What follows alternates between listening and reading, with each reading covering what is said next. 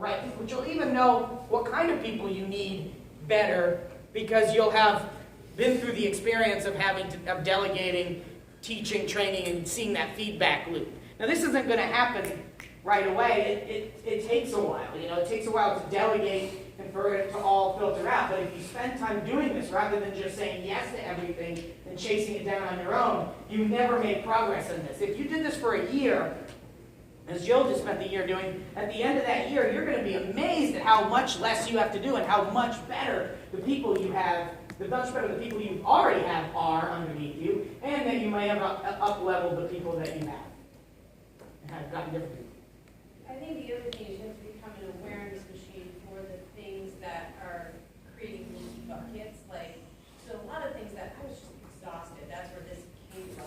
So I really spent the year I laid out what the most urgent things are for me to do, just to have a business run every day, and then cut everything else out.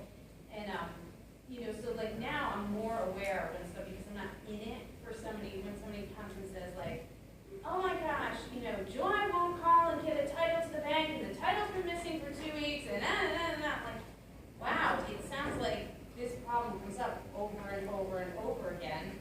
Sounds like we have a problem with how titles are handled in the dealership.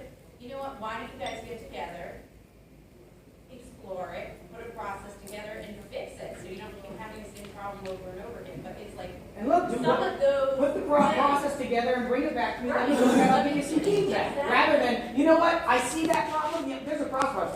Okay, here's what I'm going to do. I'm going to make a process for it. Do that. In a month or so, I'll have the process finished, and I'll come and lay it back on your desk, and then you'll have to execute it, and then I'll oversee it, make sure you execute. This is one of the things you'd have to put on your annual plan to get done. And then it wouldn't get done. But it's all those little things all of a sudden we're over appraising cars. Okay, so what's the appraisal process in the dealership? Well, we used to have one that it fell apart. Okay, well, go fix that then. Go tighten it down. But those are the things I used to jump into all the time that were just time sucks. And now I just ask the questions instead of telling them what to do. Yeah, and so on our evolutionary process of from business owner, entrepreneur to CEO,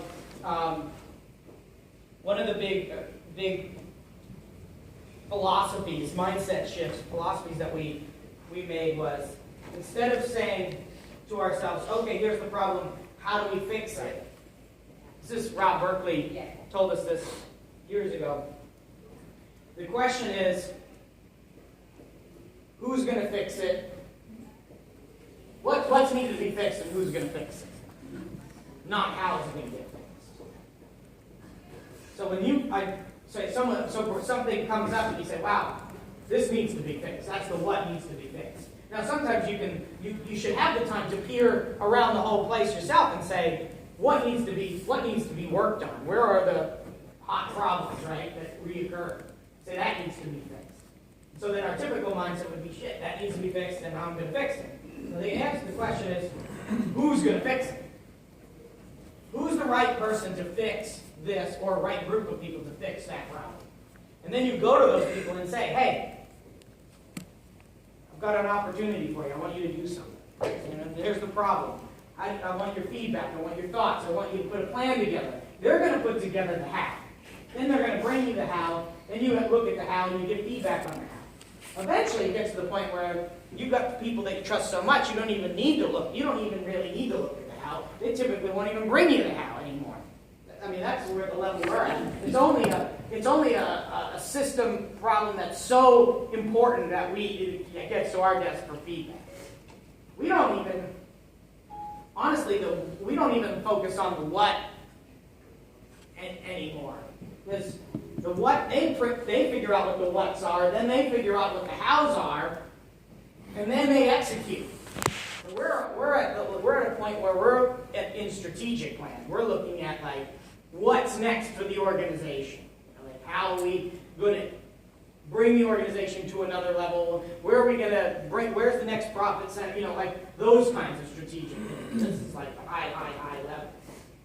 But we've been really focused on creating this team and empowering the people below us so that we don't have to jump into, although we are extremely capable of and expert at doing all of the crap in the business because we did it all to begin with. I mean, We did the customer service. We did the creative package piece by piece by piece at the beginning. Travis and I wrote the copy, laid out the graphics. Now, obviously, it wasn't as killer as it is today, but we literally did every single piece of it.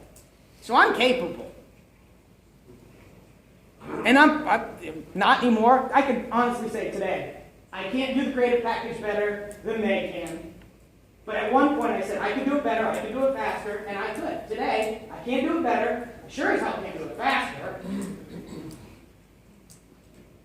Half the stuff, I don't even know how to do it anymore. Like, it's gone, the doing of it is, the process has changed so much since we did it, that I could, if I jumped in to try to do it, I'd be like, I don't even know how do they do this? Like, it's not the same anymore. And that's good, because it's evolved and changed without me having to micromanage the process. And it's because I put those people in place and I empowered them. And it all begins with personal management, personal leadership of yourself, holding yourself accountable, forcing yourself to be very clear about the biggest issues and the things that you're going to accomplish, being able to say no when people try to pull you into doing the things that you shouldn't do, and time blocking yourself so you can allocate the proper time to A, grow that team through delegating and handling the stuff that you do have to handle, blocking out the strategic block, and blocking out the buffer, the breakout block, or the personal block, that I call it, and really spending time working on the things that you really are passionate about and care about, so that you can be recharged and refueled to actually work on all this stuff at top peak performance and intensity when you're doing it. Anyone have any questions specifically about that? You know what time, are we done? Okay. Questions and then lunch. So if there's any